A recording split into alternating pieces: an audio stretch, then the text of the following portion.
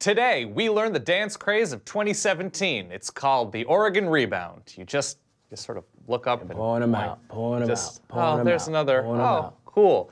It is time to wake up, college basketball.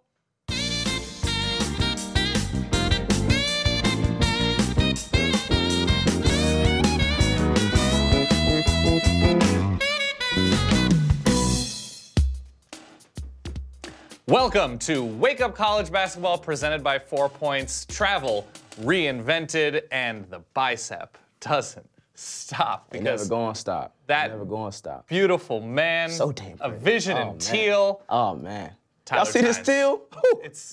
It's alluring. I come in many flavors.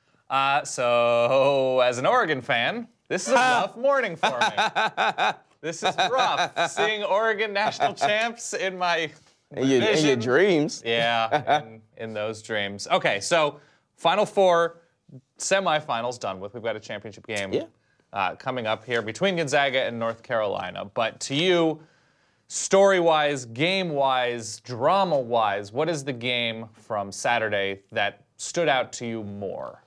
What was more meaningful? The North Carolina-Oregon game is more meaningful to me because even though we wanted South Carolina to win, right? Like we really wanted South Carolina to win because nobody won't watch Gonzaga in the chip except like people from Gonzaga. So because South Carolina lost, Darius Thornwell was not that good. He was kind of sick. Not how bad North Carolina was. North Carolina was great until the last 2 minutes of the game, which is kind of the only time it actually matters. They kind of stiff-armed Oregon the whole game, and then Oregon came back, and they got lucky because they have great rebounders. So that's the second game in a row, almost third game in a row, where it's come down to the wire for North Carolina. And as a national champion contender, that should worry you because you don't want to play in the last 2 minutes of a national championship basketball game with an actually talented offensive roster. So I'll take slight exception. I think both of these teams were pretty garbage offensively outside of Justin Jackson and Kennedy Meeks, who was just sort of relentless for North Carolina. And Jordan Bell couldn't really do much on his own inside for Oregon. And what Oregon has come to count on this tournament, Tyler Dorsey from the outside. He'd come in averaging 25 points, and they basically got nothing from their perimeter players. And North Carolina, like largely, I mean, where was Isaiah Hicks? I'm still looking for him. Hey, he's out here living his best life. He's ready he's out there he's living his best life. But like North Carolina, outside of those two, they were trash offensively most of this game. Oregon controlled the first half mostly, and North Carolina, just in not being super cold in the second half, controlled most of the second half. But being trash offensively, like at this point in the tournament, doesn't even matter. Like you just have to be better than the other trash on the other side of the court, right? Like you can have a bad offensive game, you just have to win. So it's not like the worst thing in the world if you were like hot garbage playing offense, because they were. But Oregon was the worst type of garbage. So yeah, you don't have to outrun the bear. You just have to outrun your friend who is also running from the bear. Yeah, that's basically it. I mean, push your friend down, do what you got to do. It's all about, Darwinism or whatever it is. But when you see the end of that game, and you said that worried you with what North Carolina did at the end, because they needed 2 free throw offensive rebounds after missing, their final 4 free throws, which is not great, especially, Gonzaga, and we'll get to them momentarily. They've been closing out games impressively. You saw the end of the West Virginia game. They closed that out.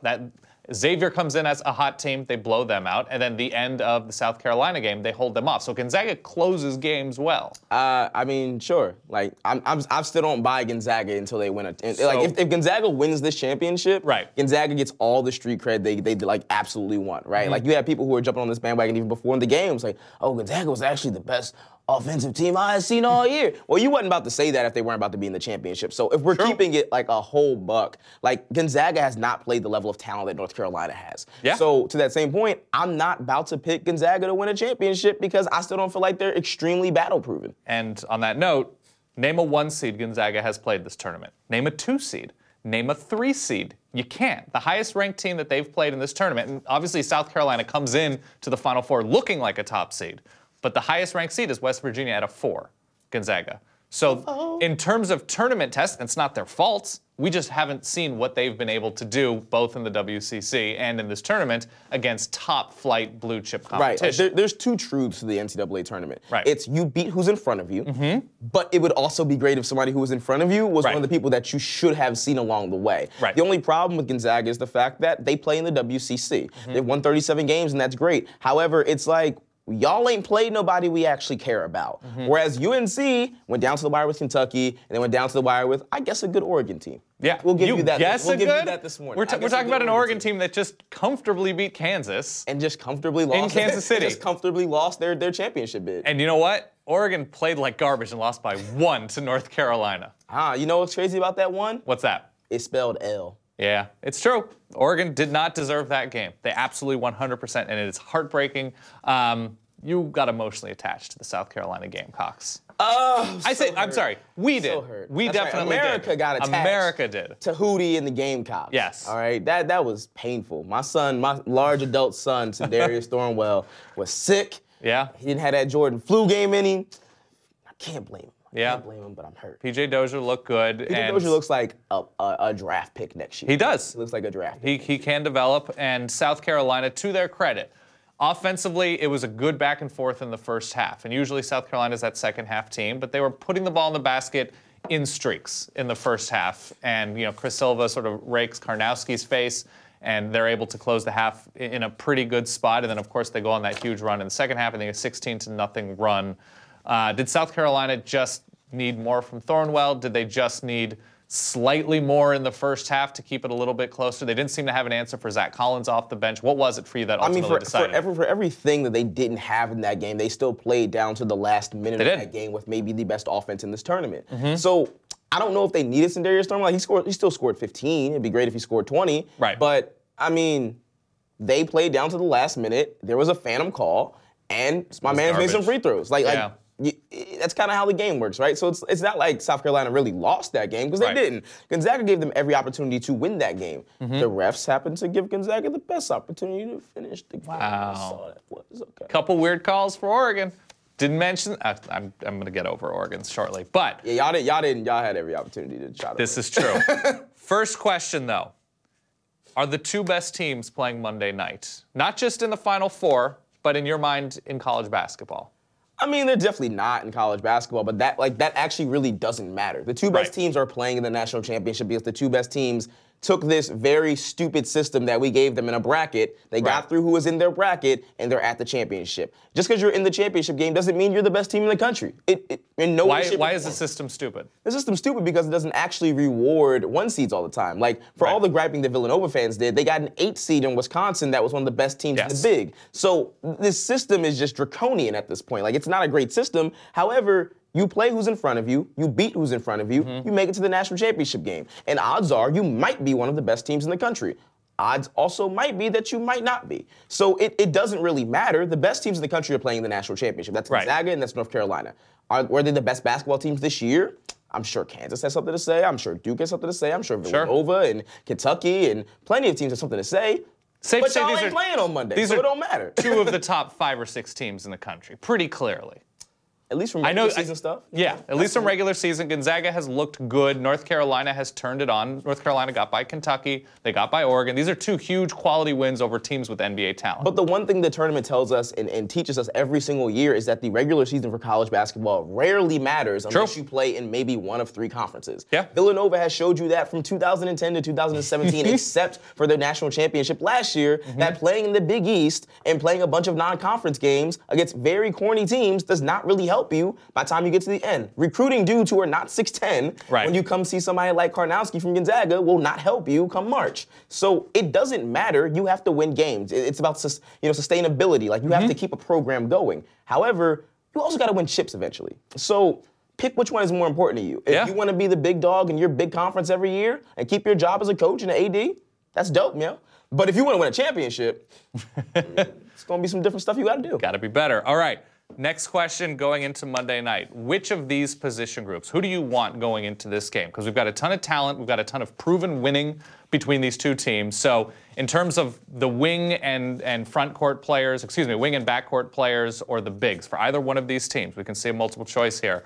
Who do you want to go into this game with? Gonzaga bigs, North Carolina bigs, Gonzaga wings and backcourt players, or the same from North Carolina? Who's the group that stands out? I'll take North Carolina's front court. Why is that? Mostly because there's so much depth in that North Carolina front court. Yeah. I mean, Kennedy Meeks, Isaiah Hicks, Luke May, Theo Pinson, Justin Jackson, Tony Bradley. Like, you got guys on top of guys on top of guys. This is the best offensive rebounding team in the country. I take the front court specifically for the fact that their front court won them the game against Oregon. Yeah. Theo Pinson and Kennedy Meeks got rebounds. Luke May hit a game winner against Kentucky. Yep. Their front court has always been there, especially in the fact that Joel Berry has been bad in this tournament, shooting about 32% from the field all tournament. So the front court is what's going to get North Carolina their championship if they play the right way. Because Kennedy Meeks has played as well as any big in America in the last 3 or 4 weeks, which is crazy. If you've seen Kennedy Meeks before this tournament. Crazy. And North Carolina perfectly sort of exemplifies the if at first you don't succeed, try again. And that's because of the front court just hitting the glass over. And how many second chance points did we see? It was something at one point it was like 18-4 North Carolina to Oregon. In a North Carolina team that has been the best offensive rebounding team in the country through the ACC, through playing big talent, athletic talent, versatile defensive switching talent, and it's been Kennedy Meeks and his homies. I'm gonna go with for very similar reasons the Gonzaga front court. Just because they open so much up, because obviously Karnowski is huge. Jordan Matthews and Nigel Williams-Goss shoot so well and slash so well, but that inside-outside game, you see Karnowski sort of flashing to the high post, and you have to respect so much. And I think it makes them a more complete team than North Carolina. Not necessarily better, but more complete. And we saw coming off the bench, Zach Collins, whatever, at 13, 11, and 6 blocks, that they can also come at you in waves.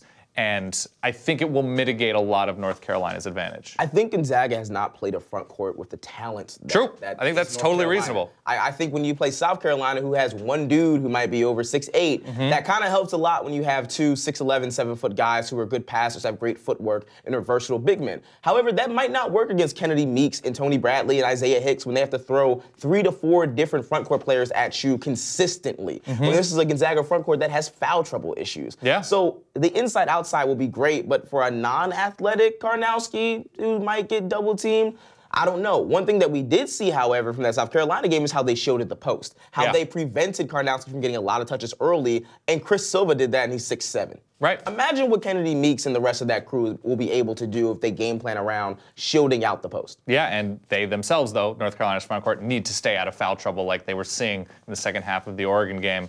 At this point, though, because we saw in the North Carolina-Oregon game offensive struggles. You know, we've seen it before in this national championship game, in football stadiums. So to you, if it gets ugly, and these are two excellent defensive teams, really well-coached teams with shooters, teams with inside scoring, but if it gets ugly, if we see those like, no team has scored in 436, who does that favor if it goes to that point style-wise? I don't know, because both these teams are so bad when these streaks come.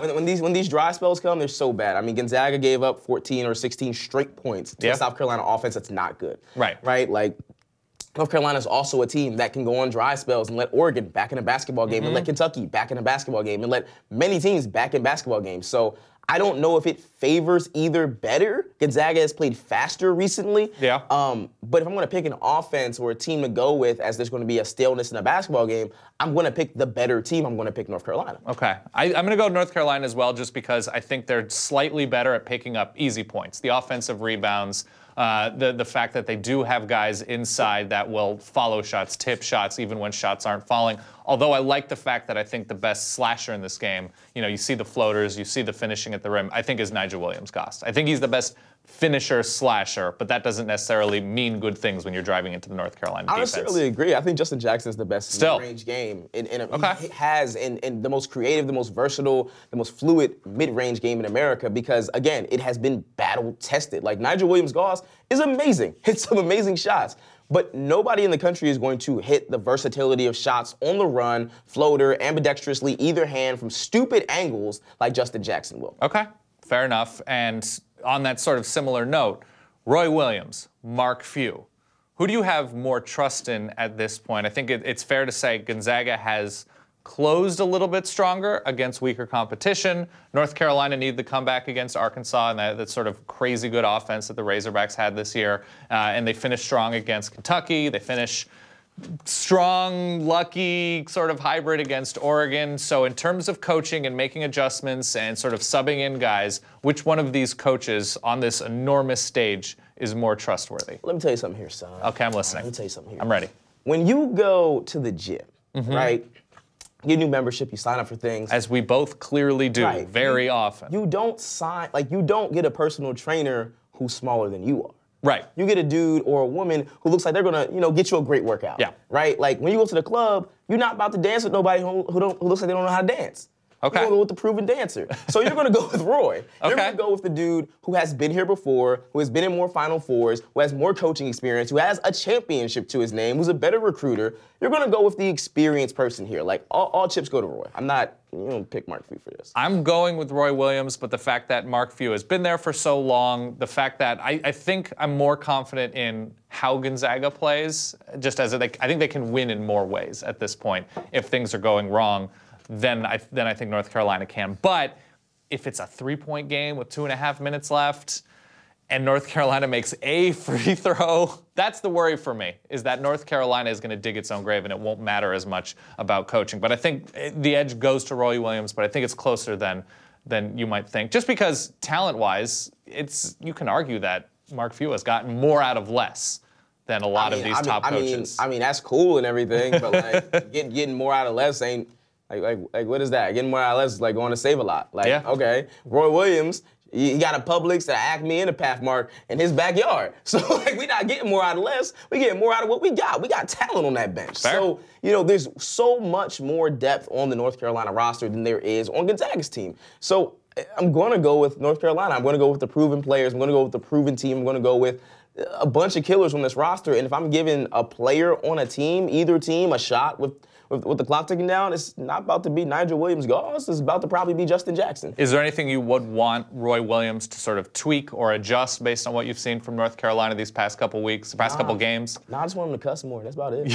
He is insanely likable. Tag him. Absolutely. And finally, how are you playing? We talked about if you are Gonzaga going into the Final Four game against South Carolina, how do you game plan against a South Carolina team who's coming in red hot? And you talked about Sindarius Thornwell and him being the key.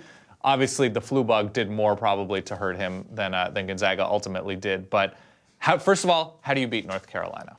Well, if you're Gonzaga, you have to you have to put the pace at your perfect game, right? You have to put the pace at your perfect game. And you also have to stop dribble drive penetration from Justin Jackson.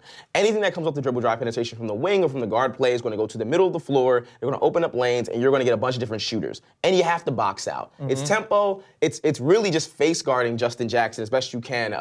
Malik Monk did a great job of this occasionally in that game. Boxing him, not necessarily boxing him out, but defending him from those catch situations, running him off these screens. Like, you have to really, really chase Justin Jackson because he's the momentum for this entire offense.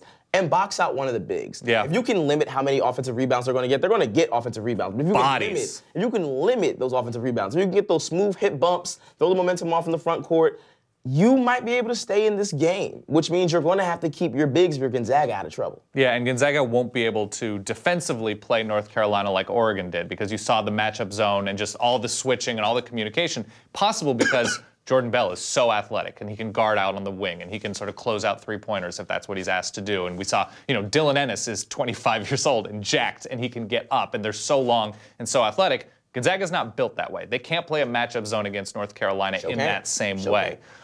So now if you're North Carolina, what are you specifically doing to match up against a Gonzaga team that's not going to shoot itself in the foot? Shield the post. Honestly, just front the post and stop Karnowski from getting post touches. I mean any post touches. 18 feet out, 8 feet out. No post touches for Karnowski. Even double him down on the post if you have to and swing back on that rotation defensively. You have to stop that front court from getting opportunities because Jordan Matthews took at least 5 contested threes that all went in. That's not going to happen. Gonzaga shot almost 60% from the field. That's not going to happen. Gonzaga's hot shooting streak is not going to stay the same way. They could have a great game again, but they're not going to shoot 57% from the field. That's not a thing that will happen. So shield the post, guard those post touches, and make Gonzaga make them shoot mid-range to outside. Keep passing around the perimeter. They become less effective. Make them pass around the perimeter, disrupt that offense, and just shield the post. Do not let Karnowski get those same touches that he got against South Carolina. So not early either. So the key matchup that you think will decide this is whichever big is on Karnowski, Kennedy Meeks, Karnowski. So it's Karnowski trying to box Kennedy Meeks out. keyword trying, and then Meeks fronting Karnowski constantly so they can't get into a rhythm. Truly, and it's not a one-man job for Gonzaga because you'll have dudes like Theo Pinson come down, you'll have dudes like Justin Jackson come down from the wing, and they will tip those balls back out, and it'll go like to Joel Berry, and that's a 3, or that's to Luke May, and that's a deep 2, and there's too many options for quick shots for North Carolina off the offensive rebound. That comes into a scramble situation where everybody's not going to be able to get their man. And if they're going to get there, they're going to get there late. Or they're going to attack the triple threat, and then they're going to attack the basket right off it. So it's too many options there. Fair. Too many options there. And that offensive rebound is going to be a disease for Gonzaga. This is totally true, and we've been closing out each and every episode by just saying some nice, kind words. We want to end with positivity. The dearly departed, whether it's now Oregon and South Carolina, Frank Martin very emotional. So I think it's fair to say college basketball is taking a cue from Wake Up College Basketball. It's just so damn sad. It is sad. So Dan, I feel like this is you today. I feel like this is you because Oregon got whooped. It's the worst way to lose. I could have getting a rebound, working the ball down the court, and even not getting a shot off is bad. Not even getting the ball. Not even getting your hand on the orange orb of glory is just impossibly rough. And we saw Oregon win a game on an offensive rebound after a free throw against Michigan. And to just not even have the opportunity to win a game. Jordan Bell was basically the only big man that played. A little bit of Cavell Big B Williams early, but was trying to do it alone. Definitely not enough. And just staring at the basket instead of going up for the rebound and boxing out. It took me so long in my mind to try to realize who I wanted to lose more. Okay. Because there's so many North Carolina fans I would just have so much joy disrespecting today. Sure. But then I'm like, Dan about to be so sad. In person, he gets to do it. That's gonna make me so happy. So this is. And you've never felt anything good or bad about Oregon. They've just sort of existed in your universe. Nah, they've just existed. But to watch you be happy about them made me make them not want to win. So here we are. Never accuse Tyler of being not petty. Listen, Never ever accuse Tyler of that. All my team's winning. So all of his teams are winning. But yeah, young Sindarius Thornwell, the man, the myth. I'm not from South Carolina. He's not from South Carolina. We just miss him. We just miss him. He was wonderful. Just miss your dog. That's it. Bummer that we don't get to see Frank Martin anymore in this tournament. He'll be all right. He will be all right. He'll be all right. Anybody else from sort of deeper back into the tournament that you wish you had more of in your life? I wish I saw more Malik Monk, honestly. Yeah. I wish I saw LeVar Ball Good and Malik Lonzo Monk. Ball. Just Malik. I wish I saw LeVar Ball and Lonzo Ball cut these nets down at the championship just so y'all haters out there can stop hating on my son LeVar. How about that? I will also add, it's been weeks since Villanova basketball has played a game. It has been weeks, plural. Now, see, I wasn't going to do that today. I wasn't going to do that. They won a championship last year. I assume they're fine. I mean, it's cool. Wait another 25 years, maybe we'll get another chance at championship. See, look at that smile. He can't even help but smile. I love it. Villanova's not in Philadelphia, y'all. Just remember that. See? Tired of that. Important lessons here. Life Wake lessons up on college basketball. Yeah, Oregon once again going deeper than any other Pac-12 team, but just trash good night. Not enough. Trash. The state of Arizona is a total curse for Oregon. That's a whole separate show. That's a whole separate show. All right, so thank you everybody for watching. We will be here doing a show after the national championship game between Gonzaga and North Carolina. Do you have a score pick officially? North Carolina, Gonzaga. Give North Carolina the championship, y'all. It don't matter what the score is. Just give them the championship and put some barbecue up in it. Shout out Lexington, North Carolina. That's all we gonna do. Good. I'm gonna go with Gonzaga. I'm just gonna be oppositional. I'm gonna say 75-72 Zags. West Coast bias. It is a West Coast bias, and I steer into that happily. So listen, it's that Grey Poupon, that Evian, that. We cannot license that. We 100% cannot license that. Thank you, everybody, for watching Wake Up College Basketball, presented by 4 Points Travel Reinvented. We will be here after the college basketball national championship game. Come hang out. See you then. Bye, America.